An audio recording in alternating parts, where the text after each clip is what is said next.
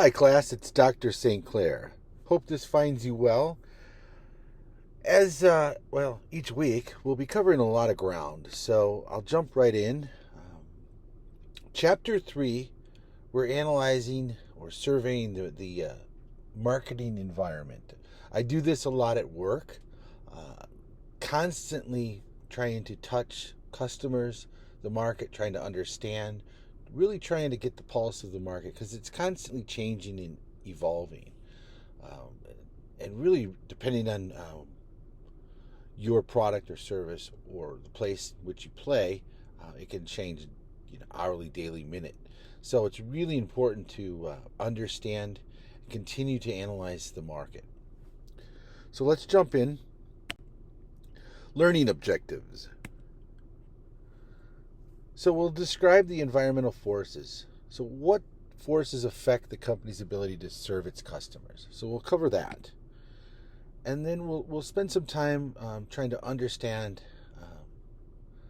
the demographic and economic environment and how these impact the decisions that we make as marketers, right? You think about all these baby boomers that are retiring and Gen Zers and Xers, right? I'm an Xer. So we all think about and see the world differently, right? Our worldview is a bit different, and our needs are different, right? Because we're at different ages, our incomes are different, etc. So we'll spend some time on that as well. And then we'll talk about the major trends in the firm's natural and technological environments. And of course, politics, right? This political and these cultural shifts and what happens in the environment when we see these changes. Right? Sustainability wasn't really talked about maybe 20, 30 years ago. And it continues to, rightly so. We can have a debate about, why and other things, but it's here to stay. And how do we build it into our product, service, and how do we make it profitable?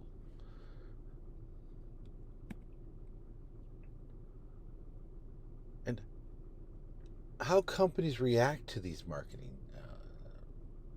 things that happen in the environment. Well, how do we react to trends or big shifts, right? And we'll talk about those. So everyone's familiar. I'm going to throw that out there. I typically don't use words like everyone or all the time, but I think this is pretty safe, right? Like Amazon, everyone's familiar with Best Buy.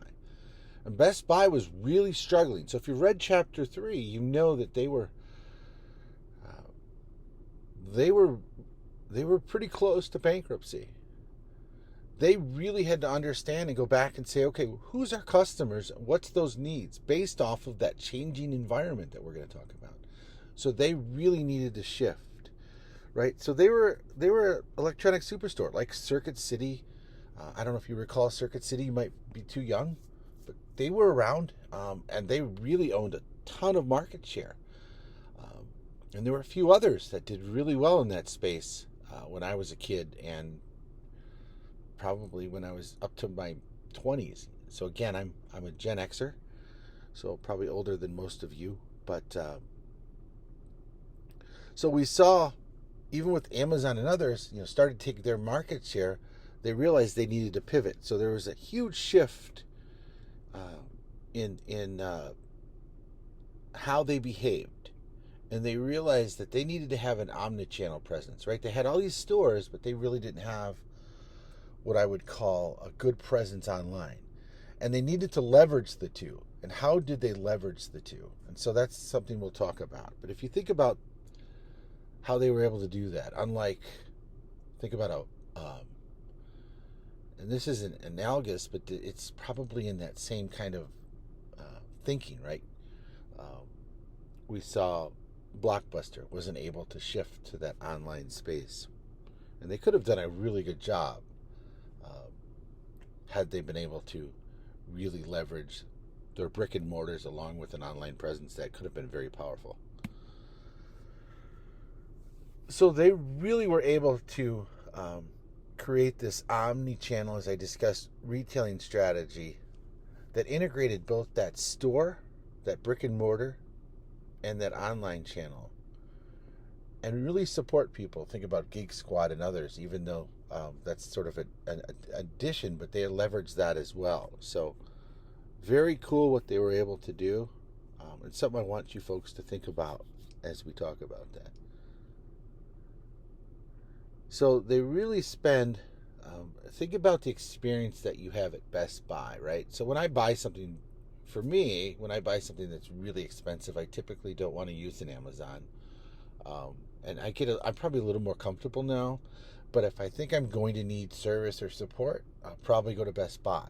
Now, speaking towards something technology related, because they have this aptitude, they have the ability to support it after the sale, they have the ability to install it, and all those things can come with Amazon. But I just feel more comfortable going to the store, talking with them, and making that decision still. So. That's a really cool strategy that they're able to leverage. A company's marketing environment. So think about the place. You've got a lot of folks working at Chrysler or Stellantis, think about your marketing environment. There's a few others. I think one's at GM, and obviously I work for a small company compared to you folks. So when I think about a marketing environment, think about the forces that are in that environment, and the actors, right? How do they impact? How do they affect your marketing management's ability to build relationships? How do they affect the ability to target the right customers, to build those right relationships, to maintain them? And really, that's what it's about. So that environment is really about the actors and the forces outside marketing that affect one's ability, or marketing management's ability, to build and maintain successful relationships. So back to, if you recall, learning objective 1. What are those forces that affect the company's ability to serve? So we'll spend some time on micro and macro environment. So first we'll talk about micro and what that looks like. So the micro environment consists of the actors that are really closest to you. The ones that really have impact your ability to serve that close customer, right? So think about your suppliers. Think about different stakeholders, your competitors, and your customers' markets, right? Those all impact you. So even though it's this ecosystem, think about it as the one that's closest to you.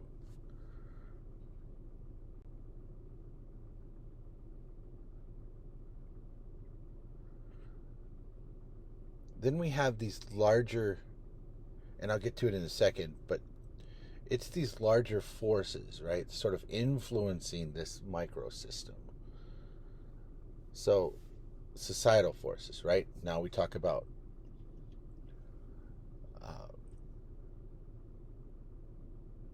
sustainability. We talk about EVs that we didn't talk about, right? So all these things that are driving our different decisions or what we put in a product. Health, right? We're much more health conscious.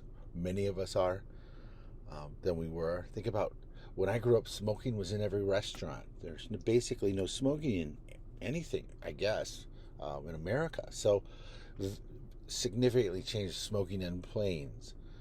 So huge shift in that societal force. Along with that, think about the demographic and economic, how technology has shifted the environment and various cultural forces. So this slide outlines the actors in the microenvironment. So marketing manager's job is to build relationships with customers, right? By creating the value we talked about last week and we'll continue to talk about, right? Creating this value and this satisfaction. But we can't do it alone, right? So think about these actors that are in this microenvironment: the company, the suppliers, the competitors, the publics, the customers. And so marketing success requires building relationships with other company departments, with the suppliers, with all these folks in this wheel. Super important. So I don't want to spend an enormous amount of time on this, but really take this in because it's important to understand that they all play a significant role. Even your competitors play a huge role in helping you shape how you behave and how that impacts you as a marketer and as an organization.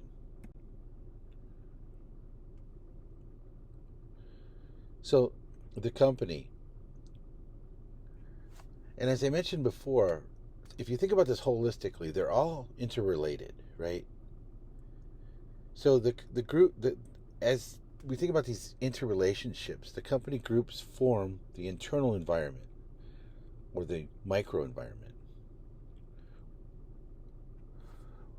With marketing taking the lead, all departments from manufacturing and finance to, depending on where you work, but it's usually legal and human resources, they share this responsibility to really understanding customers' needs and creating value, the customer value. So think about what type of collaboration is needed between these departments.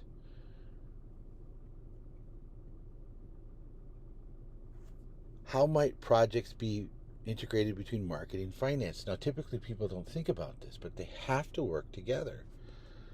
If I don't have finance supporting my efforts in marketing, I don't get anything done. Or information systems. Think about that, right? In your organization, how would you get marketing done without cooperation or collaboration between IS and marketing research or ordering systems or customer relationship management systems? So I just want you to think about those things as we continue to go through. So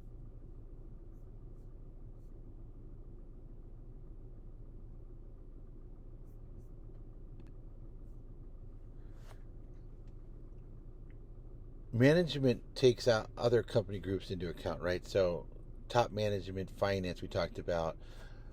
Working with research and development, we talked about information technology. So all these folks, purchasing, operations, human resources, accounting, they all play a role in this microenvironment and making sure that we're creating value for the customer.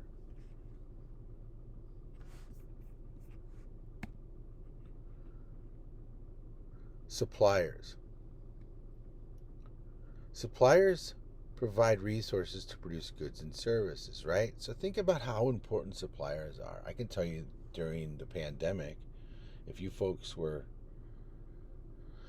in the workforce then, and most of you probably were, you realized how important suppliers and supplier relationships were, that communication piece, that relationship in which they did whatever they could to make sure that you weren't down or could get you what you needed in order for you to serve your customer. So you could not deliver your value without that supplier network working. Right now you see the strike happening, and so what's that going to do to the supplier network, or what has it done and what it's going to continue to do to it? So the impact that could have. So it's such a vital link to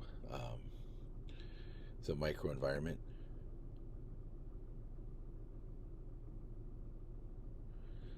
So it's really a partner in this link of creating value. So L'Oreal's this example they have in the book. It's a great example it wants to make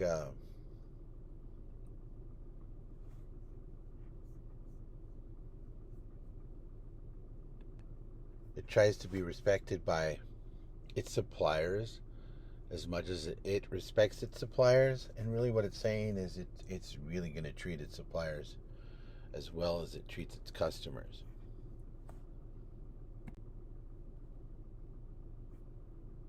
So think about marketing intermediaries. We don't talk a lot about that in marketing, but we often think about them, right? And they really help sell and distribute its product to final customers. So if we think about Coca-Cola here,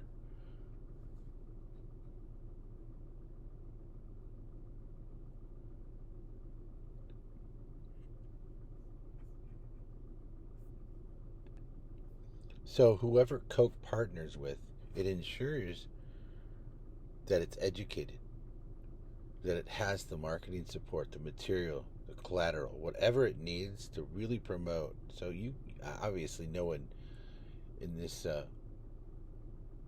class is unfamiliar with Coke, and it's powerful to market. So it really is committed to ensuring that companies have the monies and the promotional prowess to really support and promote Coke products. So throughout that value chain.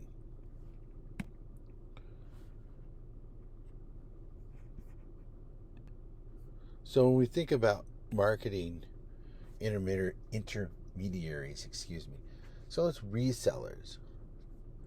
They can be online, they can be physical distributors. Typically they stock, right? Coke has regional distributors. So it can come in different forms.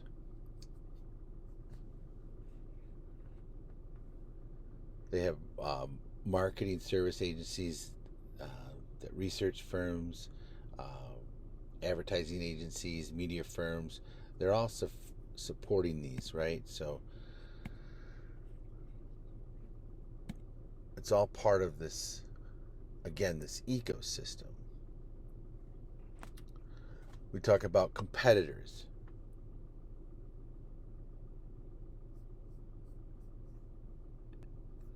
And so think about competitors. We often say that you're just one click away from losing a sale or one click away from them purchasing someone else's product, right? So think about Amazon, right? We talked about Amazon all week. But to be successful, you have to have differentiation that people want to buy, that they find satisfaction with, right? So greater customer value can be found in your product as opposed to your competitors. So that's gaining strategic advantage. So you have to be able to gain that, position yourself, and be able to capture it. And that's all part of marketing. And obviously promote that you do have it. People need to be aware. So there's got to be an awareness as well. Some people are good at creating differentiation and making sure that they sort of check all those boxes, but then they don't create the awareness and nobody knows that they have it, or very few people do. So creating that competitive advantage is really best for everyone. So think about that as we go through this. If you don't have differentiation, if you don't have a competitive advantage, then it just becomes a bake-off. Like, is your product cheaper? And really, that's all it comes down to typically, is price. And that's really not sustainable. So Publix, any group that has an actual potential interest in or impact on an organization's ability to achieve its objectives. So we talk about financial publics. This group influences the company's ability to obtain funds. Media.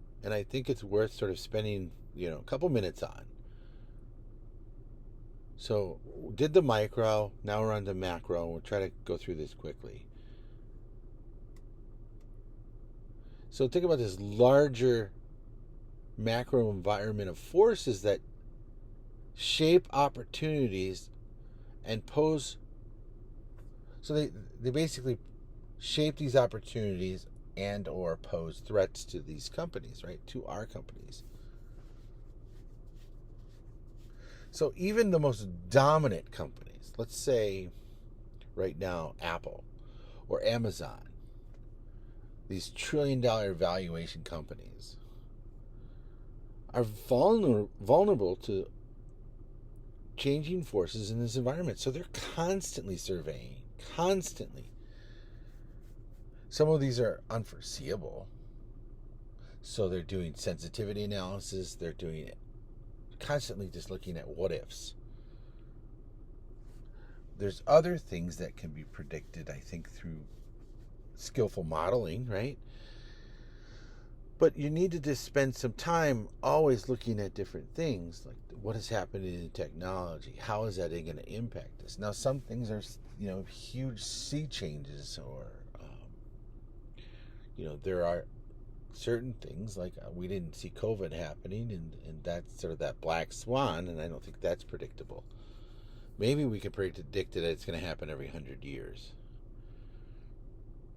But we need to be able to understand, adapt well to these environments, and then we could thrive. And part of it is just understanding these things are going to happen. So let's make sure we understand these demographics. Let's sure we understand economic threats, forces. What is the natural environment? What's happening, technologically? What's shifting politically, here and abroad? And then culturally, right? Things are changing all the time. And how are those going to impact us today, tomorrow, 10 years from now? And what are we going to do about it? What do we need to do to the product? What do we need to do to the service? What do we need to do to the organization? How does our strategy need to change? Okay, so we think about, for example, let's look at natural. I don't want to spend too much time with. We had a huge green movement, right? So if we think about Timberland or some other shoe companies, they're doing a lot to shift their behavior. And so they don't want to do any harm, or they want to do less harm to the environment. So they're really shifting how they behave. We're seeing that with, I think we cited, I think we always cite a few of these various apparel manufacturers.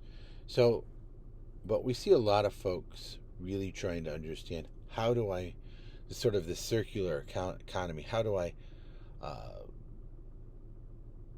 create product that I'm responsible for, from conception to grave, and no matter what, it doesn't harm the environment. So we're seeing a huge shift in demographics. Think about who's in the workplace now, right? Gen Xers, almost all the baby boomers are out. Gen Xers are almost the older folks, if you will. So you've got a huge shift in who's in the workforce, and those needs are different. Much more technological natives.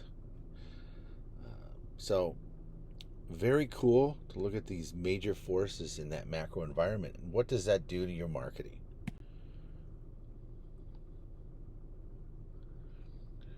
So we talked a little bit about disruption, right? And so if we think about marketing in this age of disruption, they always talk about disruption, but I honestly think in the last couple of years we've seen huge disruption because of the pandemic and other technologies, AI and the like, coming online is really changing the technological space, and it's changing our lives significantly.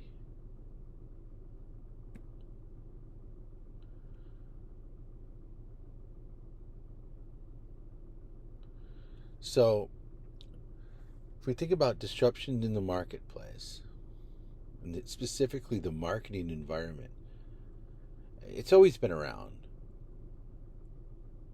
And there's will always be a constant flow of future disruptions, and the new normal will always be elusive and evolving. It's just the way it goes.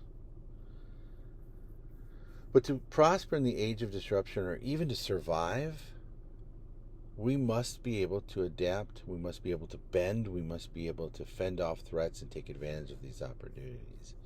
KDP is a great company that sort of did that during specifically COVID. So that's very cool. There's many other examples. Obviously, Zoom was huge, continues to be huge. Obviously, grew. Market valuation is crazy. We'll talk a little bit more about that. So, learning objective 2.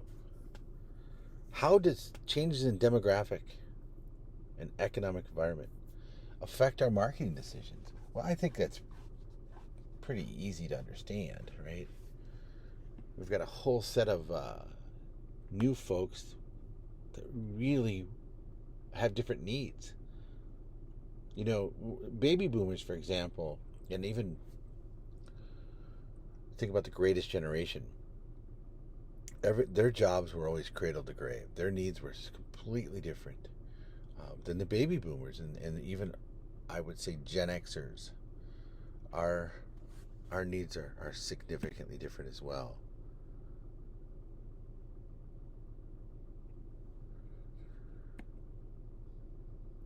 So if you think about the size, really big baby boomers, they're retiring now, and that's a problem because we've got to support them, especially the government, etc. Huge retirement, so it's a brain drain as well. So we've got a lot of, it's good things happening, but it's a really bad thing as well because now Gen X is one of the smallest population that's going to support one of the largest retiring populations. So it's a problem. We'll be all right. We've got a pretty good sized population behind it, behind Gen X. Probably you folks. I don't know how big Alphabet is, but I think we've got Gen Y, Z, whatever. So you guys are doing well. So let's think about when we market the shift in family structure, right? From even when I was a kid, mom stayed home, dad worked, 2 cars. Now it's both parents work almost always, and I'm not saying it's right or wrong. If someone stays home, it can be the dad often. So really significant change. People don't stay in their jobs forever. A lot of remote work. But so if we talk about the demo, we really need to think about what has changed, what's your target, what's that look like, etc. What are those trends happening?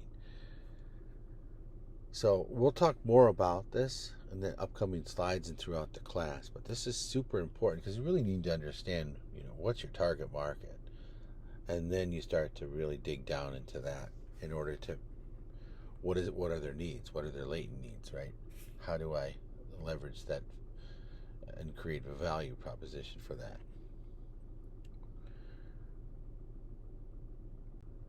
So as I mentioned in the last slide, the baby boomers are one of the largest populations who are retiring. So it's kind of got us into maybe a quagmire. I'm sure we'll be fine. We always are, but and I'm not trying to scare anyone. But the Gen Xers are one of the smaller, right? So we think about over the years, the baby boomers have been one of the most powerful forces shaping the market environment, right? So, and right now they're in this stage of life which they migrate, they're moving, they're retiring. My boss right now is going to retire next year, so I'll probably move into his position. So he's the president, he'll retire, and there'll be very few baby boomers left in the organization. I think we'll have maybe one or two left. And in a couple of years we'll have zero. So it's kind of sad because the brain drain, is an issue. They represent 22% of the U.S. population. Think about this. They control 42% of our spending power. 42% of our spending power. Is that credible? So that's part of the issue too, is, how do you make sure that you're marketing to these folks correctly?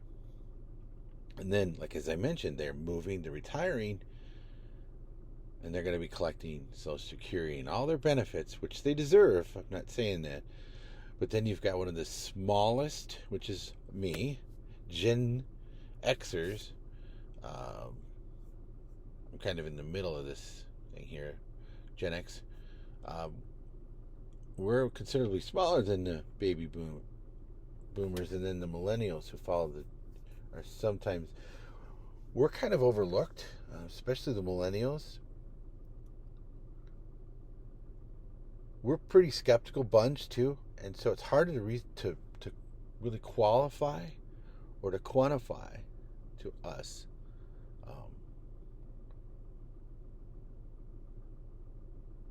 I mean, obviously you can figure out how many we are, but we are hard to really get our arms around it. What's really important to us, and so it's often a bunch that's hard to market to. We prefer quality over quantity. I think the millennials do as well. So we're kind of close in that tradition. I think the millennials or Gen Yers are comfortable with technology, much more than the Xers, even though I kind of grew up in it a little bit. I was in the tail end of it sort of becoming normal. Like I had it in college, but it was still, you could hear the phone dial up. So you guys are much more native to it. You guys are typically frugal, authentic, practical. So think about all those things are significantly different. So if you're targeting a 50-year-old versus a 45-year-old, they're probably significantly different, even though there's only a 5 age difference, because they could be in a different group. So you got to be very careful who you're targeting. You've got Generation Alpha now. It's hard to keep track, isn't it? This group will be growing larger than Millennial by 2025, and this cohort will be most formally educated, most technologically apt or supplied, and the most globally wealthy. So think about how we market to them. Very interesting.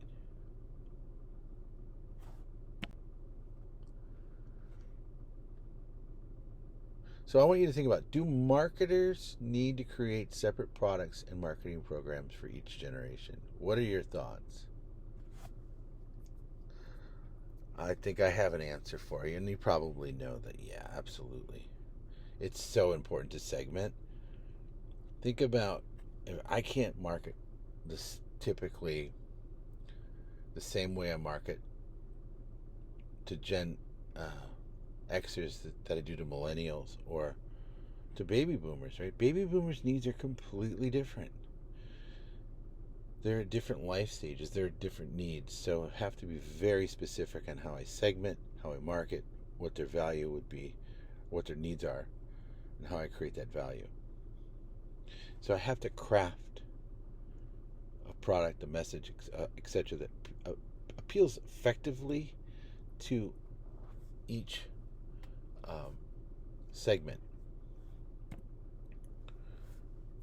So think about when Nike marketed to boomers, they really specifically dialed in their focus.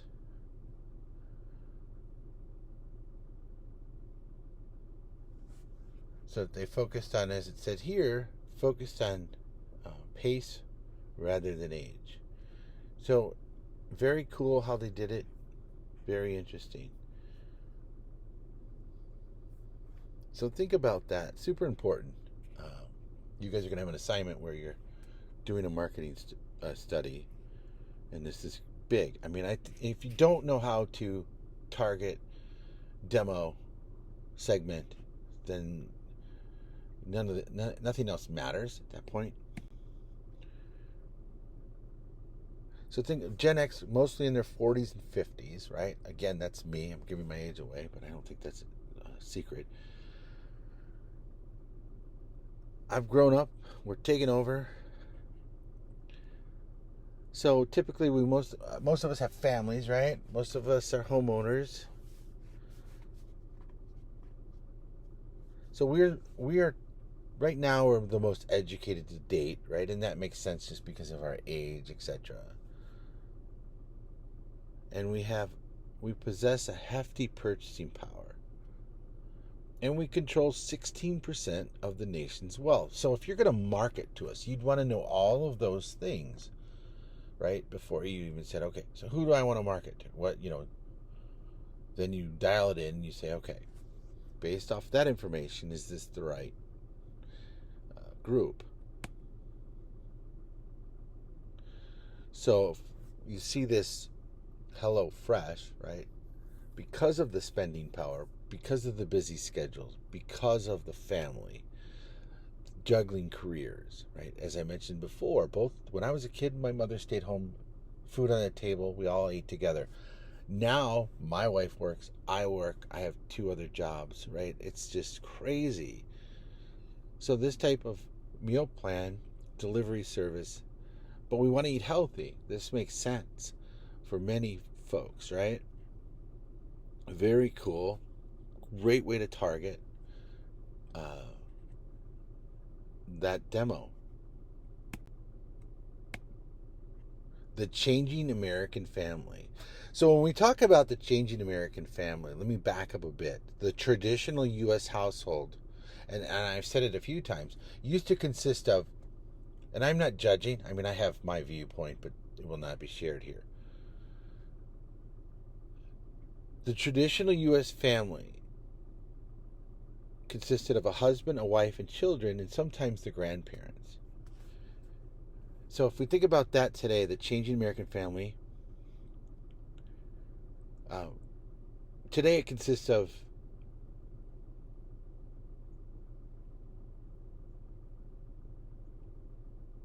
fewer than half the households contain married couples. That's down from 76% in the 1940s. And we can debate whether or not that's good or bad. Okay. Married couples with children represent about 18% of the nation's 128 million households.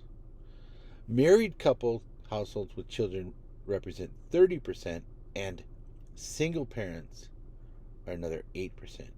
A full 35% are non-family household.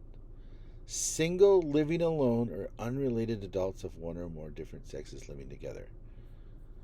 So again, not saying that's good or bad, but the way you would market to them is completely different than you would a traditional family.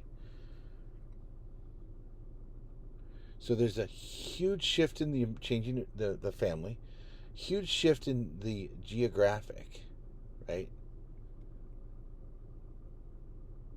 There's a more white collar shift, which again we could argue is good or bad. I think we've lost a lot of trade folks, and that's really hurt us.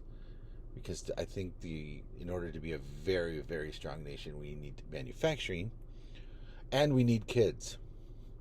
And we can have that debate, but I can assure you that we have to have at least 2 or 3 children in order to continue to have one of the strongest nations in the world. So, again, a debate for another time. We have increased diversity, which I think is fantastic, and a lot of working remotely for various reasons. And again, we can debate whether that's good or bad, but that's what we're seeing. So when we market, for example, to Gen Zers,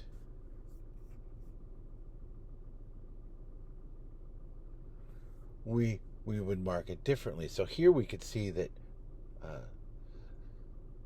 Domino's has this anywhere marketing. We've all seen it on TVs, right? You can basically order pizza to anywhere, right? From your app to anywhere, which is really kind of cool.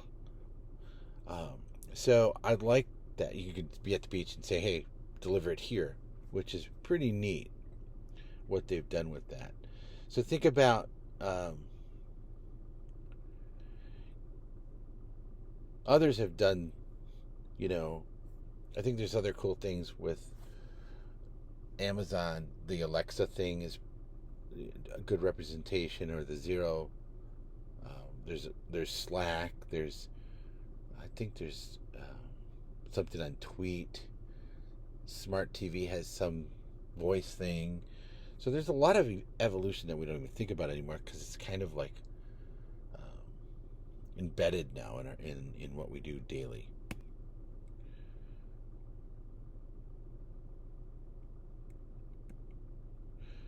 We talked about Zoom earlier. Think about what Zoom did. My kids were on Zoom completely for school for almost a year, which I can't say that was very good, but at least they were getting school in terms of the quality, right? It was hard for them to get certain things. I think when you're older, it's a little bit easier because you've already had that foundation. But again, Zoom, Whiteboard, and other tools really replicate the experience of being collaborative inside those teams. So it does a great job of mimicking and encouraging collaboration. So wonderful.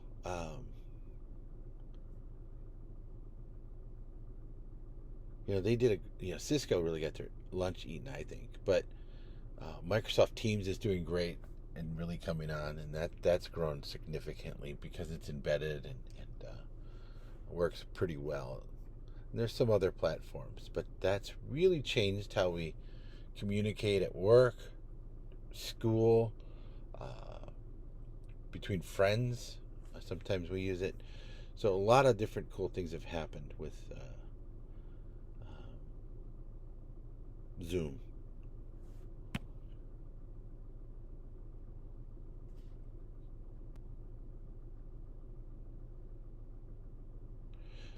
So I want you to think about, how are companies trying to reach consumers with disabilities?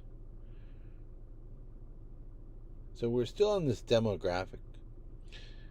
So I think you find that many marketers now recognize, so many of these, like companies like Toyota, which I'll show you here in a minute, recognize that the world of people with disabilities and those without disabilities are one and the same. So as we grow with diversity and we see these different, now that we're recognizing a lot of different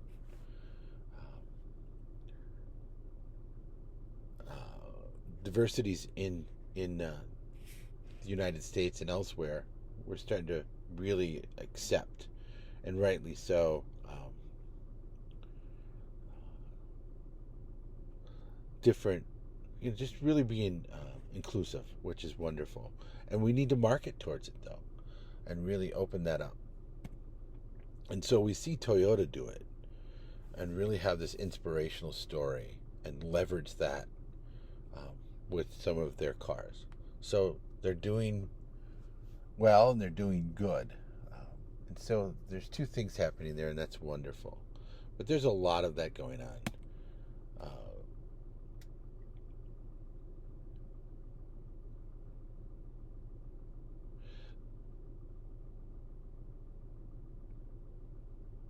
the economic environment. So here's Target. You'd expect value pitches from the sellers of everyday products. So Target has shifted its emphasis towards pay less side of its expect more, pay less, right? Slogan.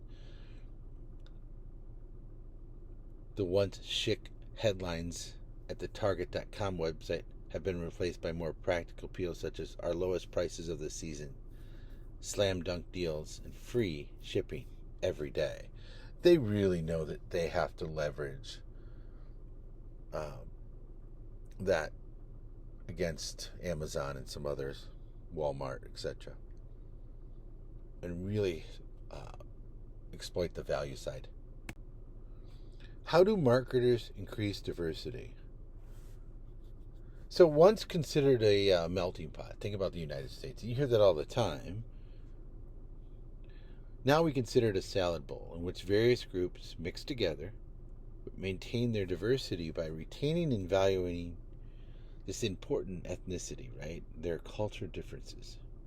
Now, I'd say some have not done so. Others have probably not assimilated well, and then others have done what we're talking about here. But we must embrace this, right, as marketers, and increase these, and really embrace this diversity. So if we think about the U.S. population, it's about 61% non-Hispanic white. Hispanics are about 19%, and black is about 13%. And Asian Americans are about 6%. And then we've got remaining groups of Native Hawaiian and Pacific Islanders, and American Indian and Alaskan Natives. They're a pretty small population. And I don't mean to diminish that in any way, just I don't know what the number is. But it's pretty small, whatever the remaining number is. So then we've got different communities as well that we're trying to market to and support. All right, so now we're on to identifying the key and major trends in the firm's natural and technological environments. So if we think about enlightened companies today, they're really about sustainability. For example, my company, even though we're about 72 years old, we're looking for ways to how do we lessen our impact and really do it for not only for good, but also how do we do it to improve the business, the bottom line. And I think we can do both. So we're actually looking at, we just got a quote for $1 million to put solar panels. And I know it's not sunny in Michigan all the time, I get it, but we can get payback in 3 or 4 years on that $1 million. So $1 million investment, payback, typically 2 years is what I look for, but if it's 3.5 years, it's probably worth it. So looking very hard at doing that. And then basically we have, free energy, which is fantastic. So that's kind of what we're looking at. So that's just one example. But if we think about all these companies that are looking at sustainability, not only to improve their bottom line, because I think it has to be. If it doesn't really improve the business, it's not sustainable, pun intended. So I think it really needs to be doing good and making a profit. So you have to sort of make sure that it aligns and it supports both things.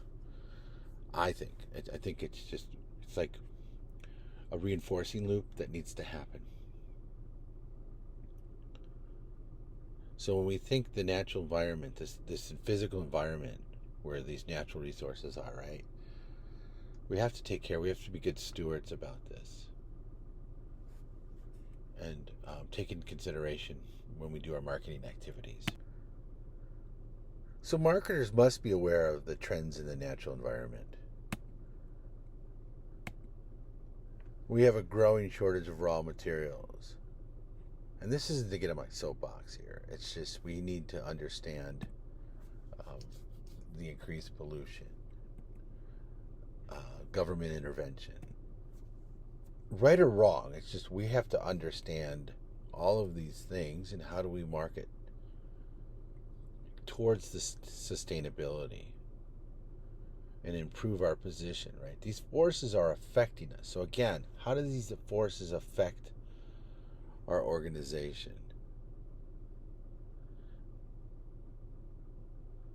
And how do we develop strategies that support sustainability?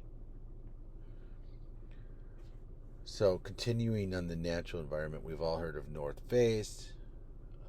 Patagonia comes to mind a lot. So when we think about concern for the natural environment, right, this is sustainability, how do we have practice or create practices that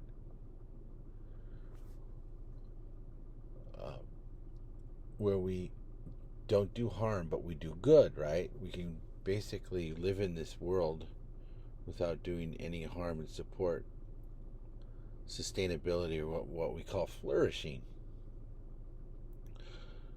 And so many companies have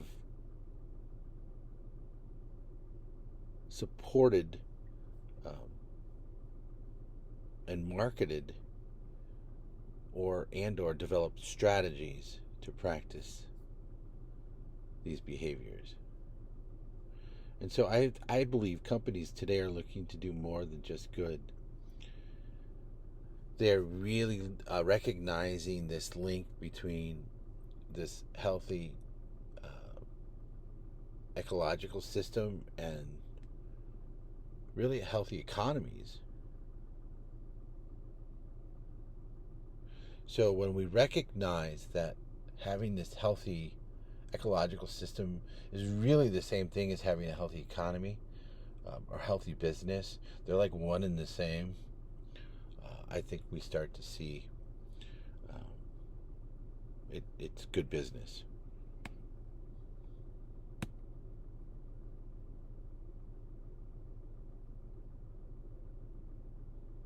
So obviously I talked about North Face, and they're just doing sustainable efforts such as closed the loop programs.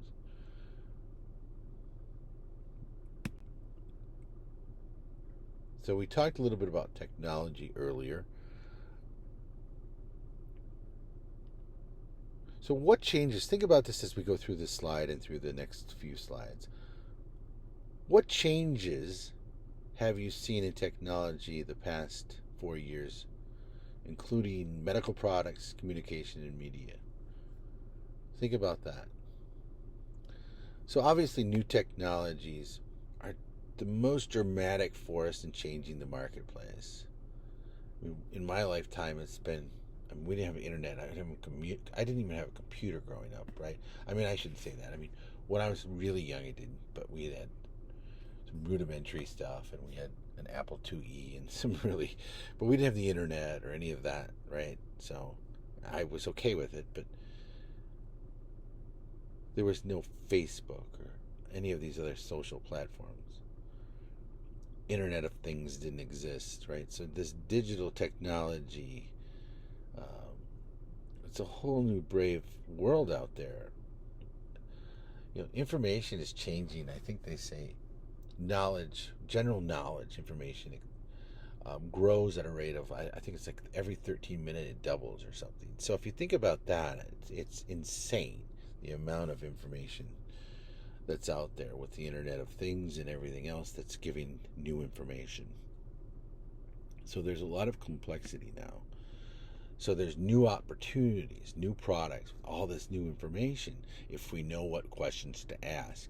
And I'm going to spend more time on that, like specifically, how do we know and how do we sharpen our ability to ask the right questions? Because if we're not asking the right questions of the data, understanding what questions to ask, um, then we really never get to the right place. Concern for the safety of new products, right? So there's a lot of that out there as well. So if you think about it, we'd have such a hard time, I think, 20 years ago to envision what happened today. We played this game in the sales class. It's really funny trying to explain. It's almost like I can't remember the exact name of the game, but we try to go back in the time machine and try to explain the internet or some technology to the founding fathers, but you can't say certain words. But it's a really interesting game. But you just think about it, it reminded me of that. It would blow their mind. Anyways, moving on.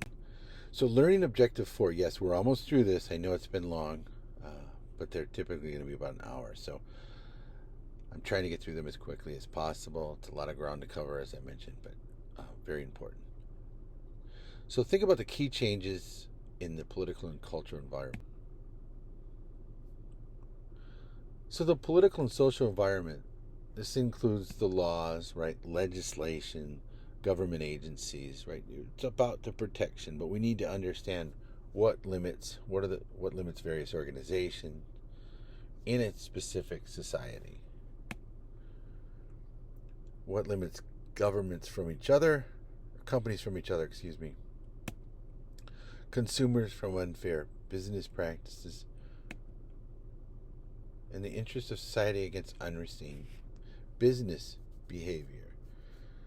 So it reminds me of there's a model, it's CCPP, and it's collective costs, privatized profits.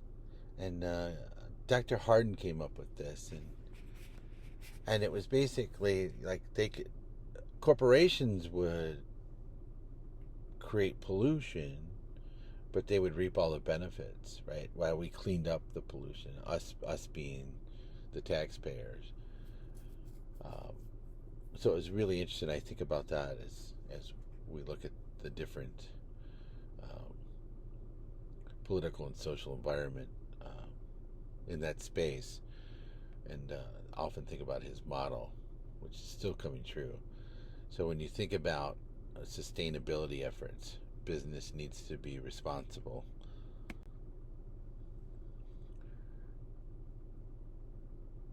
So we're seeing a huge shift towards cause-related marketing and this ethics and socially responsible action. So here we have Warby Parker. And we're seeing lots of corporations, and I think it's really about driving purpose, and that purpose throughout the organization drives their actions. And so it really gets people that want to work there, that have similar purpose. It aligns with who they are, and it aligns with their practices that go into the marketplace, right? And it really defines their why and really everything about them. So it's a wonderful thing. But allows companies to do well by doing good, by linking purchase of the company's products and services with benefiting worthwhile causes. So I think that's fantastic, and you see that all the time. If you buy this, you'll get, you'll help cancer or patients, or you'll help people in certain areas, or etc. But I think that's fantastic to link, as long as it's aligns well with who you are and supports your business, and it makes sense. So I think they give glasses to other individuals that can't afford them. So I think that's fantastic. The cultural environment. So these factors strongly affect how people think and how they consume. So marketers are typically keenly interested in cultural forces. So think about these various institutions and other forces that really affect basic values, perceptions, and behaviors.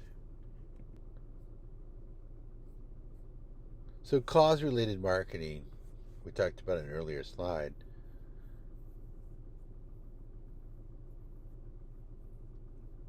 It's kind of cool.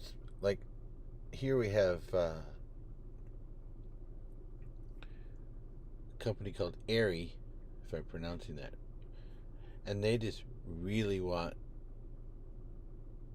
to leverage this body positivity, right, about girls. And I think that's fantastic. Girl power. There was a Dove did a wonderful thing about women in positive body shapes.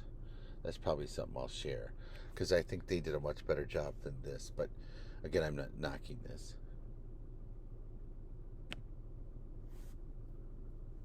So I like this because it includes this positive linkage to inclusivity and the brand's identity. So back to this culture environment. So we think about core beliefs and values, right? And what we have, they're passed on. This is like that worldview that we talk about. So my core beliefs and the like are passed on to my kids, right? And they're reinforced by the schools and typically the people we keep, right? Churches, business, these are all the choices we make, but they typically reinforce what I want them to reinforce, right? So they're my mental models. I typically take in information and I want to take information that reinforces my mental model. So if we think about if I'm a Democrat, and I'm not saying that's right or wrong, but I typically will take information in that reinforces that information, right? And any information that doesn't reinforce that, though I should probably take it in, I typically shy away from it, right? So I'll watch CNN or something like that that reinforces it. Again, not saying it's wrong or right, I'm just sharing. That's typically what people do. So as marketers, we need to understand that these things typically shape our thinking. They shape our beliefs and our values. And we have a hard time, once that worldview is established, to change it. So we have to make sure that we market to it. So if we think about certain things we all belong to, even if so think about from a macro thing, if we're all Americans, we typically believe in individual freedom, hard work, like getting married, those types of things. But then you might think, again, certain political parties, those things you won't move off of no matter what information I gave you, even if it was 100% true, you still would be saying, well, I'm going to vote for so-and-so. And again, those are based off of your core beliefs and values. You do have some secondary beliefs, and those are more open to change. And we can usually get those, as marketers, we can get those to change. We can get those to shift and have more luck at getting those to shift a bit.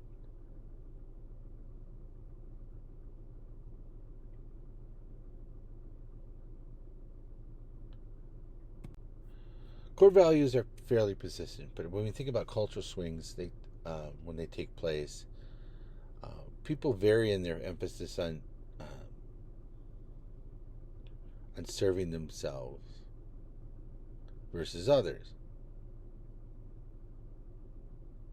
So people's attitude towards and interactions with others shift. People vary in their attitudes towards corporations, government agencies, trade unions. Think about universities and just organizations in general, right? And some people are patriots, reformers, malcontents. Some feel ruled, some feel in harmony with it, others try to master it. So some people also vary in their beliefs about the origins of the universe, right? Some people believe in God, some don't. So people's views of themselves, people's views of others, people's views of organizations, people's views of society, people's views of natures, and then people's views of the universe. These days, even when people are together, they're often alone. If we think about it, they always sit together and on their phone. It's crazy, especially kids. I see them. I'll go to a meal together and they don't talk. It's very interesting.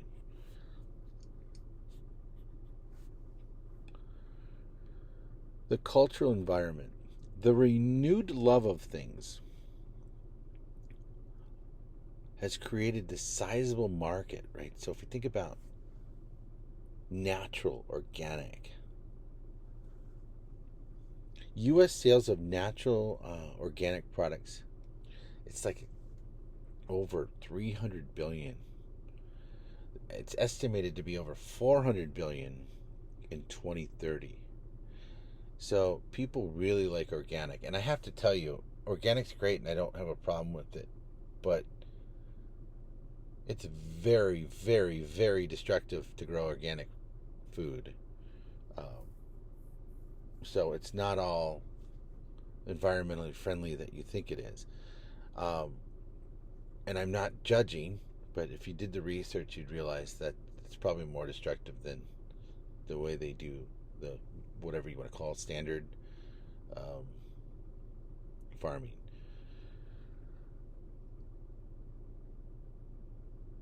The U.S. organic natural food market is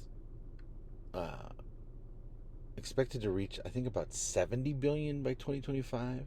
So it's a huge market. So again, it's obviously one that companies want to go after and market towards, as you can see in this photo.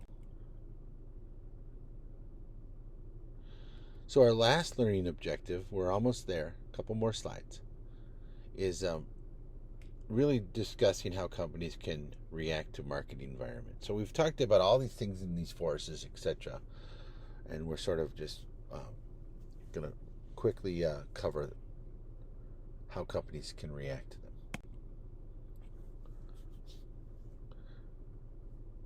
So if we think about it, some people talk about companies. I think someone once observed there are three kinds of companies: those who make things happen, those who watch things happen, and those who wonder what's happened. So you've got uncontrollable. These they passively accept. So if you think about companies, they react and adapt to forces in the environment. So they sort of passively accept the market environment. They analyze forces and design strategies that will help companies avoid threats and take advantage of the opportunities the environment provides them. So not a lot of,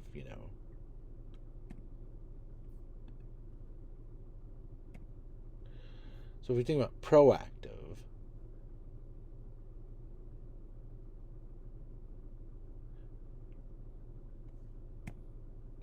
they're much more aggressive to these forces. Rather than assuming they're bounded as opposed to like uncontrollable, they develop strategies to change this environment and overcome uncontrollable environmental events.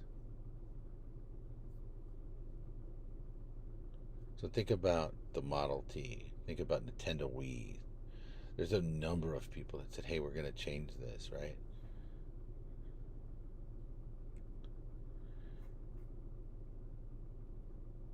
Reactive. Watch and reactive forces in the environment.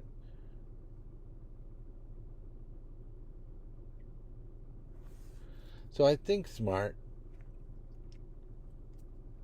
marketing managers take a proactive rather than reactive. I think waiting and watching what happens and then reacting is sometimes way too late.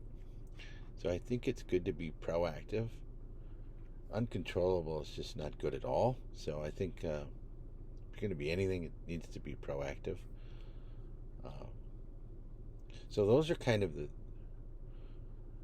three things that we see in of most marketing managers.